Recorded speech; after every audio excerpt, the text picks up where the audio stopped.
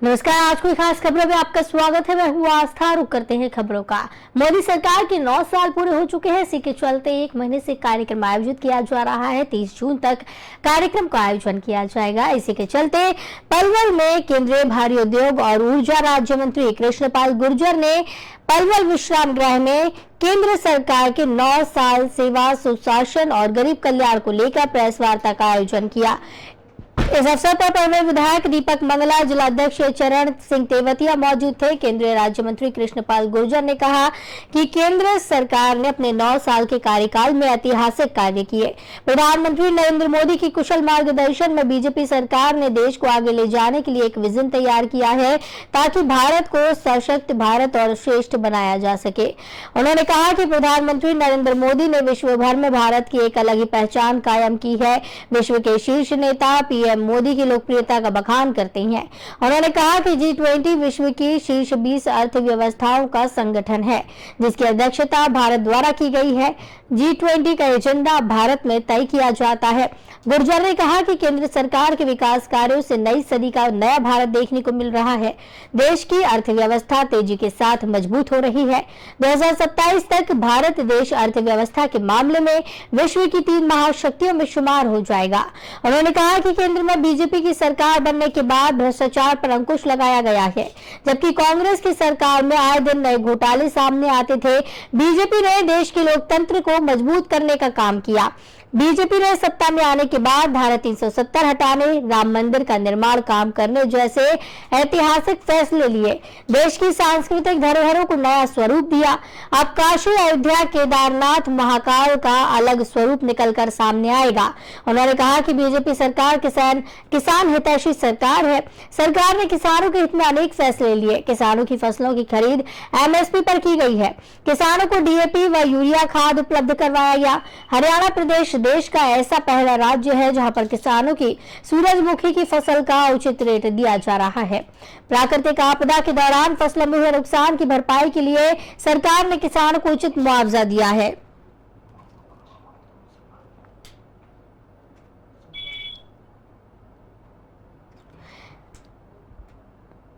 इस खबर पर ज्यादा चर्चा के लिए, ज्यादा जानकारी के हमारे साथ ऋषि भारद्वाज जो कि संवाददाता है हमारे, वो जुड़े हुए हैं। ऋषि, जिस तरीके से 9 साल की उपलब्धियां मोदी सरकार की गिनाई जा रही हैं, प्रेस वार्ता का आयोजन किया जा रहा है, क्या लगता है ये जो उपलब्धियां गिनाई जा रही हैं धरातल पर ये देखने मिल रही है? जी, मैं बताना चाहूंगा कि जिस तरह से भाजपा के जो केंद्रीय मंत्री हैं कृष्णपाल गुर्जर अब लोगों के बीच में जा रहे हैं और जो सरकार की उपलब्धियां उनको गिना रहे हैं। अलग अलग जैसे कि उज्ज्वला योजना दी, जो उज्ज्वला योजना के लाभार्थी हैं उनको इकट्ठा किया जाए, उनके साथ मीटिंग की जा रही है। और जैसे BPL परिवार के लोग, उनके साथ मीटिंग की जा रही है और सरकार की उपलब्धियां उनके सामने गिनाई जा रही है। लेकिन जिस तरह से ये जैसे 1 साल बाकी रह गया चुनाव के अंदर और उसके बाद ये उपलब्धियों को गिनाने के बीच में जनता के बीच में जा रहे हैं और उससे पहले जनता की कोई सुध नहीं ली, तो जनता का यही कहना है कि इन उपलब्धियों से काम नहीं चलेगा। जो धरातल पर उनको जो सरकार की योजना को लाभ मिलना चाहिए वो योजना का लाभ लोगों को नहीं मिल पा रहा। लेकिन केंद्रीय मंत्री कृष्णपाल गुर्जर ने जिस तरह से प्रेस वार्ता में बताया कि जिस तरह से भाजपा सरकार ने नरेंद्र मोदी के शासनकाल में 9 साल में जो लोगों के लिए काम किए उनको गिनाया और उन्होंने यहाँ तक कि आने वाले 2027 में जो हमारा भारत देश अर्थव्यवस्था के मामले में विश्व की 3 महाशक्तियों के सामने खड़ा होगा। तो इस तरह से उन्होंने काफी धारा 370 हटाना, राम मंदिर का निर्माण कराना और जो भी हमारे पुरातत्व धरोहर हैं उनको स्वरूप देना, इस तरह की काफी चर्चा यहाँ पर की। उन्होंने कहा कि भाजपा शासनकाल में किसानों को यूरिया DAP खाद उपलब्ध कराया जा रहा है। इस तरह से उन्होंने MSP की भी बताई, जो सूरजमुखी फसल है उस पर किसानों को जो उचित मूल्य है वो दिया जा रहा है। तो इस तरह से काफी योजनाएं सरकार की गिनाई, लेकिन धरातल पर ये कुछ दिखाई नहीं देती है, क्योंकि जिस तरह से किसान धरने पर बैठा रहता है हर बार अपने अपने मांगों को लेकर, और उनकी किसानों की यही मांग रहती है कि उनकी जो फसल का उचित मूल्य उनको मिलना चाहिए। लेकिन जिस तरह से अब ये उपलब्धि गिना रहे हैं और किसान धरने पर बैठते हैं, कभी कर्मचारी धरने पर बैठते, तो इससे लगता है कि धरातल पर ये जो उपलब्धियां ये मौजूद नहीं है, केवल भाषणों में और कागजों में सिमट कर रहेगी। बिल्कुल, और जिस तरीके से आप बता रहे हैं कि दिखाई नहीं दे रही है ये धरातल पर योजनाएं गिनाई जा रही हैं, लेकिन तो जनता का इस पर क्या कुछ कहना है, किस तरीके से जनता इन चीजों पर रिस्पॉन्स कर रही है? जिस तरह से लोग बैठकों में पहुंच रहे हैं, हमारी उनसे बात हुई, जैसे उज्ज्वला योजना के जो लाभार्थी उनसे हमारी बात हुई, तो उनका ये कहना था सीधा साधा कि जिस तरह से उनको फ्री में तो सिलेंडर दे दिया, लेकिन जो सिलेंडर के जो दाम है, गैस के जो दाम है वो 1150 रुपए कर दिए, तो वो कहाँ से इन सिलेंडरों को भरवाएं? तो इसलिए उनका ये कहना कि इन सिलेंडरों से कोई उनको लाभ नहीं हुआ, क्योंकि अगर सिलेंडर 350 450 में अगर 500 तक मिले तो उनको भरा भी, उनको जैसे उनका कहना है कि वो सिलेंडर जैसे मिले थे ऐसे ही घरों के अंदर रखे हुए। और उसी तरह से जब हमारे किसानों से बात हुई कि क्या आपको उचित मूल्य जो फसलों का होना चाहिए, एमएसपी जो फसल की तय की गई है, क्या उस पर आपको फसल का मूल्य मिल रहा है? तो किसानों का भी यही कहना है कि केवल भाषणों में ही उचित मूल्य मिलता है, लेकिन जब मंडी में वो फसल को लेकर जाते हैं तो उनके औने पौने दामों में कई दिन इंतजार करके फिर औने पौने दामों में अपनी फसल को मजबूरी में किसानों को बेचना पड़ता है। तो इस तरह से जो योजना है, जैसे बीपीएल परिवार है, बीपीएल परिवार कार्ड धारक, उनसे जब हमारी बात हुई कि क्या किस तरह से बीपीएल धारक का कहना है कि पहले उनको जो सरसों का तेल, चीनी और कई प्रकार की दालें डिपो पर मिलती थी, राशन मिलता था, लेकिन आज केवल अनाज उनको मिलता है। तो दूसरी जो सुविधाएं वो सरकार ने कट कर दी। तो कहीं ना कहीं ये जो लोगों की जो बातें हैं सामने आ रही हैं, और लेकिन जिस तरह से अब ये लोगों के बीच में पहुंच रहे हैं और उनसे बात करते हैं, तो उनके बाद में जब लोग वहां से निकलते हैं तो सीधा साधा बिल्कुल यही कहते हैं कि जिस तरह से यहाँ पर इनको गिनाया जा रहा और वो योजना उनको नहीं मिल रही है, तो साफ जाहिर है कि जो नेताओं के जो भाषण है केवल सुनने के लिए होते हैं और जो धरती पर धरातल पर कुछ दिखाई नहीं देते। चलिए, बहुत बहुत धन्यवाद हमारे साथ जुड़ने के लिए और ज्यादा जानकारी के लिए। तो बता दें, जिस तरीके से 9 साल की उपलब्धियां प्रधानमंत्री मोदी के कार्यकाल की गिनाई जा रही हैं, तो पलवल में धरातल पर वो योजनाएं भी देखने को नहीं मिल रही हैं।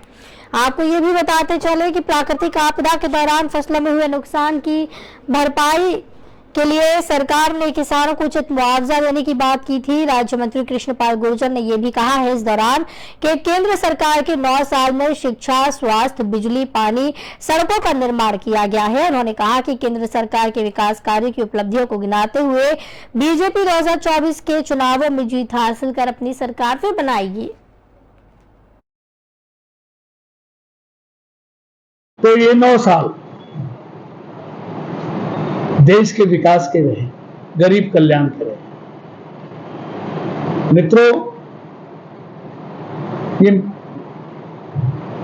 उस देश के लिए कितनी अच्छी चीजें हैं, जिस देश की तरक्की को पूरी दुनिया सराहती हो। आज भारत की तरक्की को पूरी दुनिया सराहती। पलवल में आम आदमी पार्टी की तरफ से प्रेस कॉन्फ्रेंस का आयोजन किया गया। इस दौरान कांग्रेस, बीजेपी और इनेलो सभी पर निशाना साधा गया है। पलवल के होडल के गांव गढ़ीपट्टी में आम आदमी पार्टी के नेत्री नवीन रोहिला ने जनसभा को संबोधित करते हुए कहा कि होडल विधानसभा क्षेत्र में कांग्रेस, इनेलो और बीजेपी के लोगों ने आपस में बदल बदल कर सत्ता हासिल कर ली, लेकिन क्षेत्र के लोगों के लिए क्या किया, क्षेत्र में उन लोगों ने क्या विकास करा, ये उनसे पूछ लेना। रोहिला ने लोगों से कहा कि मेहनत मेरी, साथ तुम्हारा, तभी चमकेगा होडल हमारा।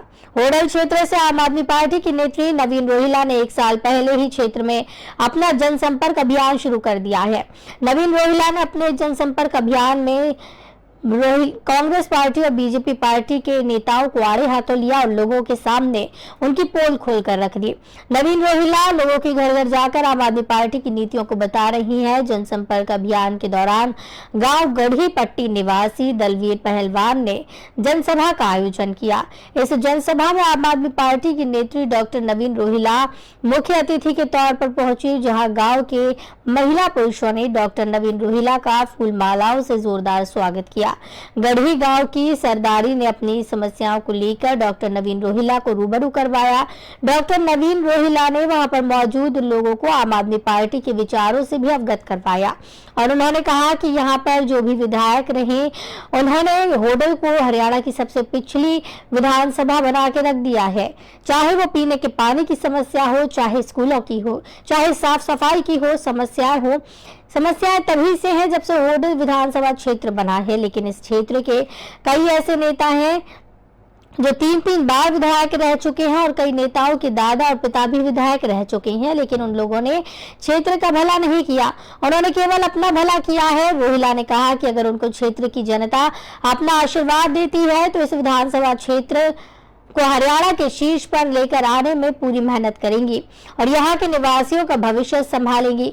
रोहिला ने लोगों से कहा कि जो आम आदमी पार्टी के नेता अरविंद केजरीवाल हैं, वो ऐसे नेता हैं जो कहते हैं करते हैं। उन्होंने दिल्ली के अंदर शिक्षा का स्वरूप बदल दिया है। दिल्ली में लोगों को बेहतर स्वास्थ्य सेवाएं प्रदान हो रही है, लोगों को 300 यूनिट बिजली फ्री दी जा रही है, पानी फ्री दिया जा रहा है और पंजाब के अंदर भी आम आदमी पार्टी ने स्वास्थ्य शिक्षा पर काम करना शुरू कर दिया है। भी दो राय नहीं है कि इस वक्त हम लोग जिन हालातों में अपना जीवन यापन कर रहे हैं, हम में से जवान है चाहे महिला है या पुरुष है, हम सब जो है समस्याओं से त्रस्त हैं। हमारी जिंदगी कठिन से कठिनतम और बेरोजगारी हम आज के समय में झेल रहे हैं, इससे पहले शायद कभी भी नहीं थी। राजस्थान में सियासी संग्राम छिड़ा हुआ है। नई पेंशन बहाली को लेकर प्रदर्शन इस दौरान किया जा रहा है। विरोध करने के बाद राजस्थान से पूरे भारतवर्ष में ओल्ड पेंशन स्कीम लागू करने की मांग की जा रही है। इसे लेकर प्रदेश की राजधानी जयपुर में हजारों कर्मचारियों ने सड़कों पर उतरकर केंद्र सरकार के खिलाफ जमकर नारेबाजी की है। उत्तर पश्चिम रेलवे मजदूर संघ और north western railway men's union के पदाधिकारियों की अगुवाई में सैकड़ों रेल कर्मचारियों ने रैली में भाग लेकर ओल्ड पेंशन स्कीम नहीं तो वोट नहीं जैसे नारे लगाकर आगामी लोकसभा चुनावों की रणनीति में सरकार को अपना रुख जता दिया। रेलवे एनडब्ल्यूआर क्षेत्र से जुड़ी कई यूनियनों ने बुधवार को जयपुर रेलवे स्टेशन के बाहर से सुबह 11 बजे रैली शुरू कर शहीद स्मारक तक झंडे, तख्तियां और बैनर निकाल कर नारेबाजी कर केंद्र सरकार को घेरा। रैली में करीब 3000 केंद्रीय संगठनों के कर्मचारियों ने हिस्सा लिया।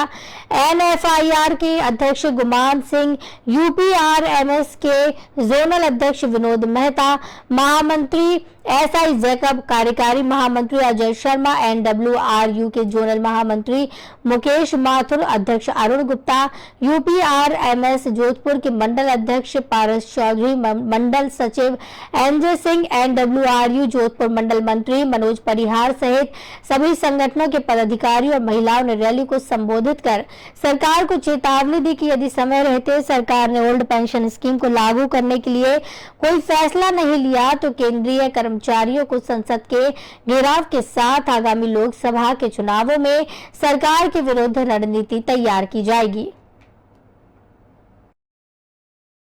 आज एनडीए के आह्वान पर पूरे देश की राजधानियों में केंद्रीय कर्मचारी द्वारा एनपीएस से ओपीएस लेने के लिए प्रदर्शन किया गया। इसमें सरकार को चेतावनी दी गई है कि या तो जल्दी ओपीएस लागू कर दे, अन्यथा सरकारी कर्मचारियों को कोई कठोर कदम उठाना पड़ेगा।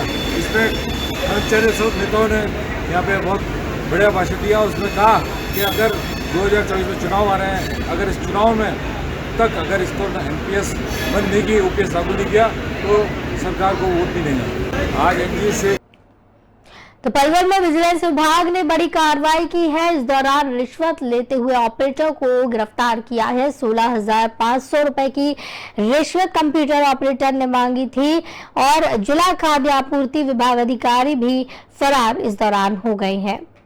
पलवल के लघु सचिवालय में स्थित खाद्य आपूर्ति कार्यालय से विभाग के विक्रम नामक कंप्यूटर ऑपरेटर और क्लर्क को विजिलेंस ने रिश्वत लेने के मामले में गिरफ्तार किया है। गांव पंचारी की डिपो होल्डर कविता के पास डिपो पर राशन बांटने का सरकार द्वारा कमीशन दिया जाता है। जिला खाद्य आपूर्ति विभाग के अधिकारी राकेश आर्य के नाम पर उस कमीशन को देने के एवज में कंप्यूटर ऑपरेटर विक्रम ने डिपो होल्डर से 16,500 रुपए मांगे थे। विजिलेंस की टीम ने मौके पर ही रिश्वत के साथ गिरफ्तार कर लिया है और जिला खाद्य आपूर्ति विभाग के अधिकारी राजेश आर्य फरार हो गया। प्रदेश के अंदर विजिलेंस टीम द्वारा सरकारी कर्मचारियों को रिश्वत लेने के मामले में लगातार पकड़ रही है, लेकिन उसके बाद भी सरकारी कर्मचारियों और अधिकारियों को रिश्वत लेने से बाज वो नहीं आ रहे। आज इस रिश्वत लेने के मामले में फरीदाबाद विजिलेंस टीम द्वारा खाद्य आपूर्ति विभाग के कंप्यूटर ऑपरेटर और क्लर्क को डिपो होल्डर से 16,500 रुपए रंगे हाथों लेते हुए गिरफ्तार किया। गांव बनचारी निवासी डिपो धारक कविता के पति सुंदर ने बताया है कि उन्हें डिपो पर राशन वितरित करने के लिए विभाग से 150 रुपए क्विंटल के हिसाब से कमीशन मिलता है। सरकार द्वारा 8 महीने का कमीशन इन अधिकारियों के पास गया, लेकिन ये उसको देने के एवज में रिश्वत मांग रहे थे। उसने बताया कि जिला खाद्य और आपूर्ति विभाग में कार्यरत कंप्यूटर ऑपरेटर विक्रम काफी समय से कमीशन जारी नहीं कर रहा था। विक्रम जिला खाद्य और आपूर्ति अधिकारी के नाम पर रिश्वत की मांग करता था, जिससे वे परेशान हो गए। उसने बताया कि उनसे हर बार कमीशन देने के एवज में रिश्वत मांगता था। इसकी शिकायत उन्होंने फरीदाबाद विजिलेंस को दी। विजिलेंस इंस्पेक्टर विजेंद्र सिंह के नेतृत्व में टीम गठित की गई। कार्रवाई के लिए जिला बागवानी अधिकारी डॉक्टर अब्दुल रज्जाक को ड्यूटी मजिस्ट्रेट नियुक्त किया गया। विजिलेंस ने उन्हें 16,000 रुपए पाउडर में रंग कर दिए और आज वो लघु सचिवालय स्थित कार्यालय में कंप्यूटर ऑपरेटर विक्रम को रिश्वत देने के लिए पहुंचा। उसने इसी दौरान विजिलेंस विभाग की टीम ने कार्रवाई की है। हम डिपो का कार्य करते हैं गांव में और राशन बांटने पर हमें कमीशन मिलता है 150 रुपये क्विंटल। तो हमारा 7 महीने का कमीशन अब सरकार हमें दे रही है। उसमें ये जो हमारे अधिकारी हैं ये 10% प्लस में फार्म खर्चा 10% प्लस में फार्म खर्चा हमसे ले रहे हैं हमारे कमीशन को देने के लिए। हमने इनकी शिकायत बिजनेस में की। बिजनेस वालों ने उन्होंने इनको रंगे हाथों पकड़ा, पाउडर लगा के नोटों के नंबर 16,500 रुपये तो आज दिए जी हमने। कितने में डील हुई थी? है जी 16,500 रुपये में 10% से और प्लस में। मोकामा में कस्टम ऑफिसर की पीट कर हत्या कर दी गई है। इस दौरान परिजनों में चीख पुकार मच गई। आपको बताते चले मोकामा थाना क्षेत्र के साहबेगपुर में अवकाश प्राप्त कस्टम हवलदार उमेश शर्मा की ईंट पत्थर और लोहे की रॉड से पीट कर नृशंस हत्या कर दी गई। घटना के बाद क्षेत्र में भारी तनाव कायम हो गया। बताया जा रहा है कि मामूली विवाद में एक पक्ष के दबंग लोगों ने उमेश शर्मा को पीट कर मौत के घाट उतार दिया। घटना में कई लोग घायल हुए। इस घटना के बाद परिजनों की चीख पुकार मच गई। मोकामा पुलिस ने शव जब्त कर तफ्तीश शुरू कर दी है।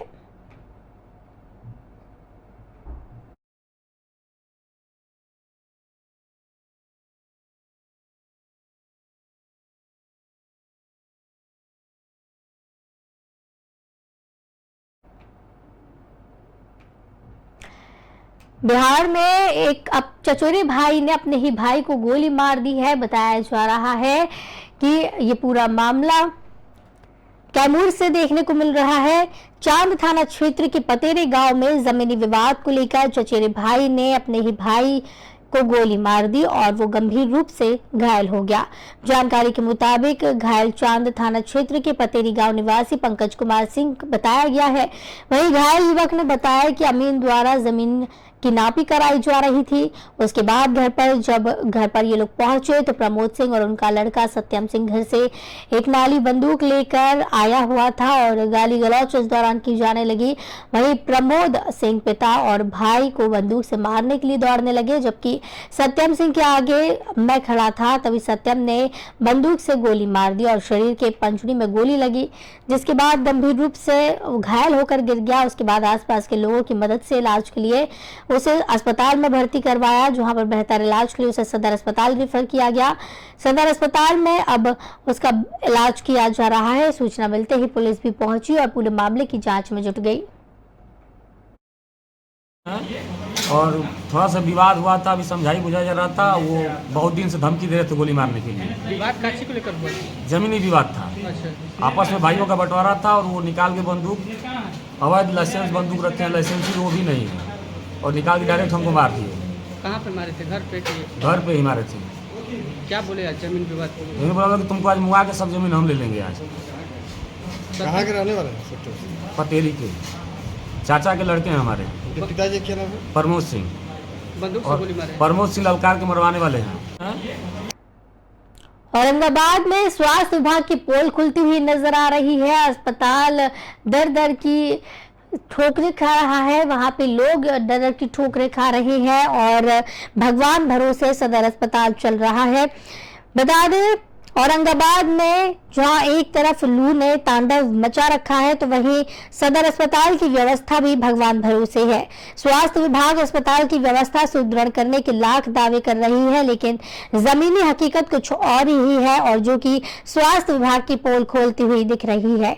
इसकी बानगी देखने को मिली जब बिजली गुल हो जाने के बाद हीट वेव से ग्रसित मरीजों को मोबाइल की रोशनी में देखने के लिए डॉक्टरों को मजबूर होना पड़ा। हालांकि बिजली विभाग भी बिजली आपूर्ति करने में असमर्थ रहा, लेकिन अस्पताल की जनरेटर व्यवस्था इस भीषण गर्मी में दम तोड़ते नजर आई। बिजली के कटने से अफरा तफरी का माहौल बना और हर तरफ अंधेरे ने अपने साम्राज्य स्थापित कर लिया। सबसे ज्यादा परेशानी हीट स्ट्रोक के लिए बनी वार्ड में थी, जहां मरीज को 24 घंटे एसी में रखना था, वहां बिना एसी के रह रहे थे। इस संबंध में अस्पताल के वरीय अधिकारी कुछ भी बोलने से इनकार कर रहे हैं।